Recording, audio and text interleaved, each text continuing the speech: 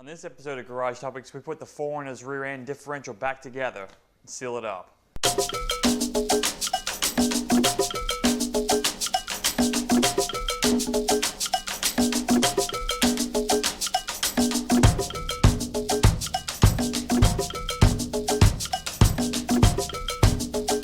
the last video focused on getting the 4Runner's axle out because the main seal was leaking. At the end of the video, we realized that we ran into some issues where the shop that pressed the bearings and the races back into the axle didn't do it correctly. So I had to take it back and had to sit a couple days and think about why we're upset that we couldn't drive the 4Runner. So today we're going to take a look at actually what goes into putting it all back in. It's basically the opposite of what we did to take it out, but I just wanted to show you some tidbits of things I found and just show you the whole process from start to finish. Got the axle back. Did a lot of research online trying to make sure I had the race and the ABS ring pressed on correctly. I took this to my mechanic. I'll put this up online for you guys to see, but it's I found the diagram from Toyota, and then I also found someone else that had a picture of where the race matched up to where the axle is. I'm pretty happy with that. I've been taking the axle in and out so much that I got a new seal for in here, and when I did last time with trying to get it out with pliers, it was terrible. Don't remove a seal like this.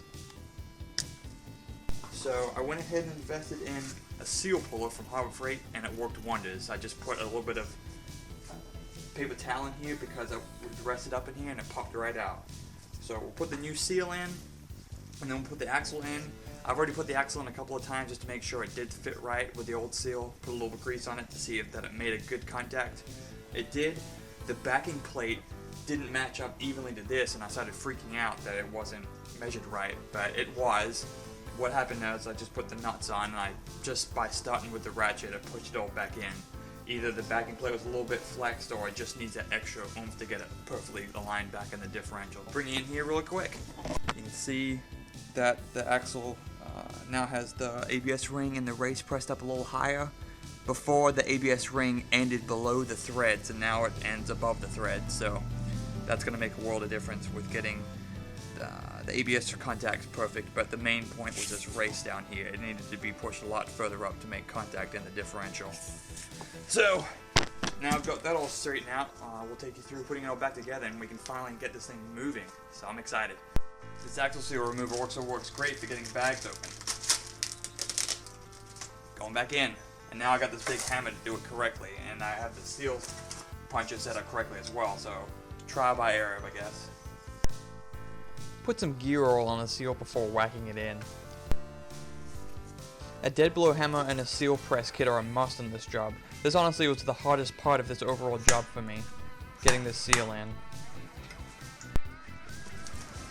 I've lost track how many times I've put this axle back in the housing now, but this time should be good. Placing the axle back in the housing takes some finesse, but you'll feel when it starts to grab into the gears, so take your time. We've got the axle in now. There's 4 backing plate bolts that need to be tightened, and they need to be tightened to 50 foot-pounds.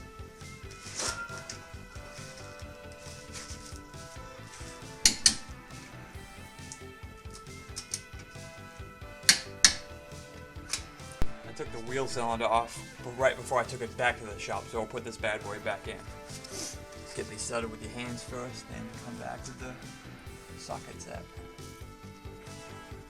I couldn't find any torque specifications on these bolts, so I'm just gonna do it more snug than normal since it is a braking part.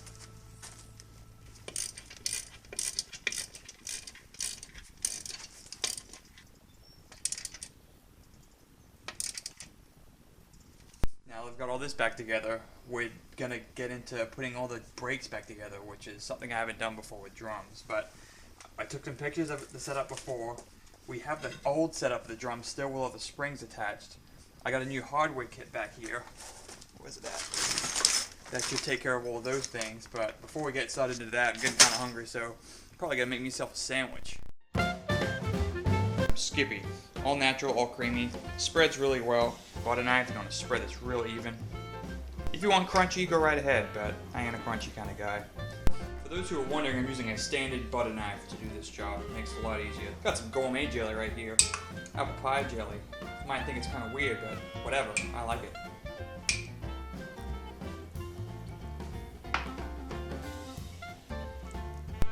pieces of bread together, got that right in between there. Yeah, real good. And we're gonna use this paper towel as our plate so we don't have to do any washing later. And we can take it out to the garage, so that's where it belongs, the sandwich in the garage. That's where we need to be, right here in the garage. Some banging peanut butter jelly.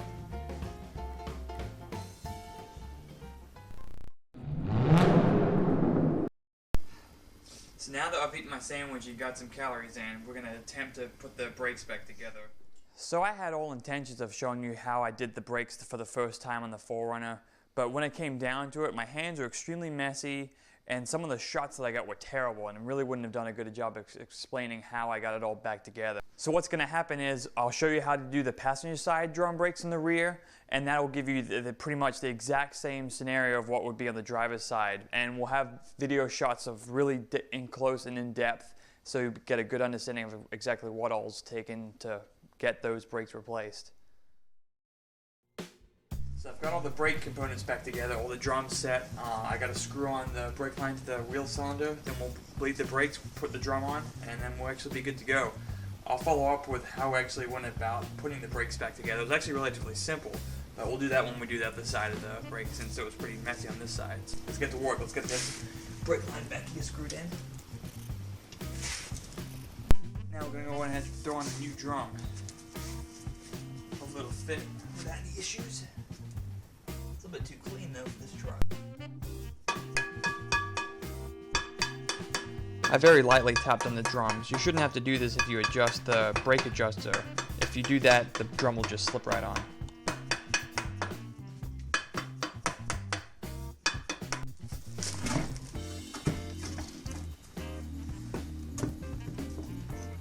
Gonna hand tighten the lug nuts on next, then I'm gonna break out the iron and spin the lug nuts on and get them fairly tight. But just a reminder, I'm not actually gonna drive until I torque them down.